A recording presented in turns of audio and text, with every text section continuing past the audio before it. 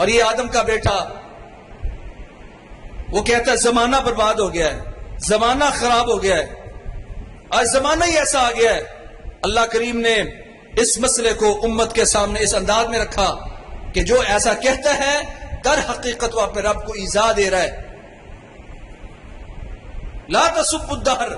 زمانے کو کبھی برا بھلا نہ کہو، زمانے کو گالی نہ دو۔ کسی مہینے کو بدھ کا دن ہم سمجھتے ہیں کہ ہر بدھ کو بدھو ہوتے ہیں لوگ جو کام کرنے والے، مسلمانوں میں آج یہ عقیدہ موجود ہے۔ ابھی تو اس سفر کے مہینے میں مسلمانوں نے اتنی بدعات شروع کر دی، جتنی بھی آیات میں سلام کے الفاظ موجود ہیں نا، سلام علی ابراہیم، سلام علی الیاس، یا جتنی بھی قرآن میں آیت ہے سلام قول، یہ والی جتنی آیات وہ ساری لکھ کر گھروں میں لٹکا دیتے ہیں، دکانوں پہ لٹکا دیتے ہیں کہ سفر کے مہینے میں سلام سلام کی آیات جمع کریں گے تو سلامتی ہوگی، نحوست کوئی نہیں آئے گی۔ پیارے پیغمبر فرماتے ہیں جو بندہ یہ کہتا ہے وہ اپنے رب کو ایذا دے رہا ہے، اپنے رب کی توہین کر رہا ہے۔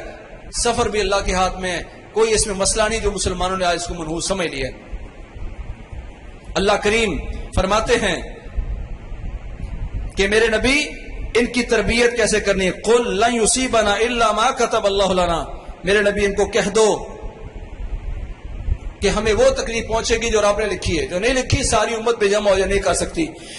اللہ فرماتے ہیں وما اصاب من مصیبت فی الارض ولا فی انفسکم الا فی کتاب من قبل ان نبرأها ان ذلك علی اللہ یسیر۔ وما اصاب من مصیبت فی الارض ولا فی انفسکم الا فی کتاب من قبل ان نبرأها۔ قرآن کی اس آیت کا مطالعہ کرنا چاہیے، اس کی ایک ایک حرف پر غور کرنا چاہیے۔ سورۃ حدید کی یہ آیت نمبر 27 جا کے اس کو دیکھنا چاہیے۔ اللہ کہتے ہیں وما اصاب من مصیبت فی الارض ولا فی انفسکم، زمین میں کوئی مصیبت آتی ہے، کوئی پریشانی آتی ہے، کوئی آزمائش آتی ہے، یا تمہاری جانوں میں تمہارے نفس میں آتی ہے، الا فی کتاب، یہ پہلے سے لوح محفوظ نے ہم نے طے کر دی تھی، لکھ دی تھی، من قبل ان نبرأها، دنیا میں اس کے وجود سے پہلے، دنیا میں اس کو پیدا کرنے سے پہلے، کسی بندے کے جسم میں آزمائش سے پہلے یہ سارا کچھ ہم نے پہلے سے لوح محفوظ میں لکھوا دیا تھا۔ اسی لیے کہا مومن وہ ہے جو اچھی بری تقدیر پر ایمان رکھتا ہے۔ ان ذلک علی اللہ یسیر، اللہ پر تو یہ کام ہی بڑا آسان ہے، پر اللہ تعالیٰ دیکھنا چاہتا ہے کہ انسان ان حالات میں کہتا کیا ہے، مایوسیاں پھیلاتا ہے یا اس پر کھڑا ہوتا ہے، کہتا ہے نہیں اس آزمائش سے میرے رب نے من یرد اللہ بہ خیرا یصب منہ، صحیح بخاری کی حدیث ہے، اللہ جب کسی بندے کے ساتھ بھلائی کا ارادہ کرتا ہے، اس کو مرتبہ دینا چاہتا ہے یا جنت دینا چاہتا ہے یا دنیا میں آنے والی بڑی مصیبتوں سے ٹالنا چاہتا ہے، من یرد اللہ بہ خیرا یصب منہ، اللہ جس بندے سے بھلائی کا ارادہ کرتا ہے اللہ کریم اس کو کسی آزمائش میں ڈال دیتا ہے۔ یہ صحیح بخاری کی حدیث ہے۔ یہ مسلمان خیال کرتا ہے کہ اس چھوٹی سی مصیبت کے ذریعے میرے رب نے کوئی بڑی مصیبت ٹال دی، میرے رب نے میرے گناہ ختم کر دیے، میرے رب نے میری جنت قریب کر دی۔ یہ ہے انسان مسلمان کا عقیدہ، بدشگونی نہیں لیتا، نحوست نہیں سمجھتا۔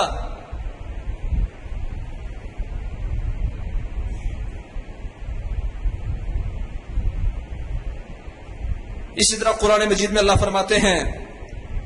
کہ یہ فرعونیوں کی عادت یہ تھی کہ جب ان پر کوئی مصیبت آتی، عذاب آتا، طوفان آ گیا ہے، مکڑیوں کا عذاب آ گیا، خون کا عذاب آ گیا، جوؤں کا عذاب آ گیا، تو وہ حضرت موسیٰ اور ان کی قوم کو کہا کرتے تھے، وہ کہتے تھے ہم جتنا بھی یہ ساری مصیبتیں وَإِن تُصِبْهُمْ سَيِّئَةٌ فَإِذَا جَاءَتْهُمُ الْحَسَنَةُ قَالُوا لَنَا هَٰذِهِ وَإِن تُصِبْهُمْ سَيِّئَةٌ يَطَّيَّرُوا بِمُوسَىٰ وَمَن مَّعَهُ أَلَا إِنَّمَا طَائِرُهُمْ عِندَ اللَّهِ وَلَٰكِنَّ أَكْثَرَهُمْ لَا يَعْلَمُونَ۔ اللہ نے قوم فرعون کی بات کی، فرعونیوں کی بات کی کہ اگر کوئی ان کو نعمت ملتی تو کہتے یہ تو ہمارا حق تھا، یہ تو ہماری محنت کی وجہ سے ہوا ہے، اور اگر کوئی مصیبت آتی تو کہتے یہ موسیٰ اور ان کے ساتھ جو ایمان والے ان کی وجہ سے ہوا ہے۔ اللہ فرماتے ہیں الا انما طائرهم عند اللہ، یہ سارے ان کے جو مصیبتیں نحوستیں ان کے کافروں کی کرتوتیں یہ ساری اللہ کی طرف سے ہیں، ولکن اکثرهم لا يعلمون، لیکن ان کی اکثریت کو اس کا پتہ ہی نہیں ہے۔ مولویوں کی وجہ سے یہ ساری مصیبتیں آتی ہیں، فلاں کی وجہ سے ساری مصیبتیں آتی ہیں، اس طرح کا کہنا مسلمان کا قول نہیں ہے، یہ تو فرعونیہ کا قول ہے، اچھائی تمہارے لیے اور برائی دوسرے کے کھاتے میں۔ اللہ فرماتے تم پر اگر کوئی مصیبت آئی ہے فبما کسبت ایدیکم، تمہاری اپنی بدعمالیوں کی وجہ سے ہے، کسی اور پر ڈالنے والی بات، ماں کے ہاتھ سے کپ گر گیا ہے تو بچے کو ڈانٹتی ہے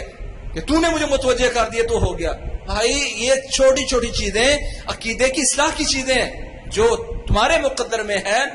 اکثر اللہ فرماتے ہیں اکثر لوگوں کو پتہ نہیں ہے یہ آنے والی مصیبتیں ان کے اپنے اعمال کی وجہ سے، ہر بندہ دوسرے پر ڈالنے کی کوشش کرتا ہے، حکمرانوں کی وجہ سے ایسا ہو رہا ہے، اپوزیشن کی وجہ سے ایسا ہو رہا ہے، محلے والوں کی وجہ سے ایسے ہو رہا ہے، دکانداروں کی وجہ سے ایسا ہو رہا ہے، فیکٹری والوں کی وجہ سے ایسے ہو رہا ہے، ہر بندہ دیکھے کہ میری وجہ سے کیا ہو رہا ہے۔ تو یہ سفر کا مہینہ نحوست کا مہینہ نہیں ہے، پیارے محمد لا سفرا، لوگوں سن لو یہ سفر کے مہینے میں کوئی نحوست نہیں ہے۔ الطیرہ تو شرکن، جو اس طرح بدشگونی کرتا ہے وہ شرک کر رہا ہے، اور اس پر پیارے پیغمبر دعا بھی سکھایا کرتے تھے، اللہم لا طیرۃ الا طیرک ولا خیر الا خیرک ولا الہ غیرک، یا اللہ کوئی بھی جو فعل ہے قسمت ہے وہی ہے جو تو لکھتا ہے اور تیرے ہاتھ میں ہے،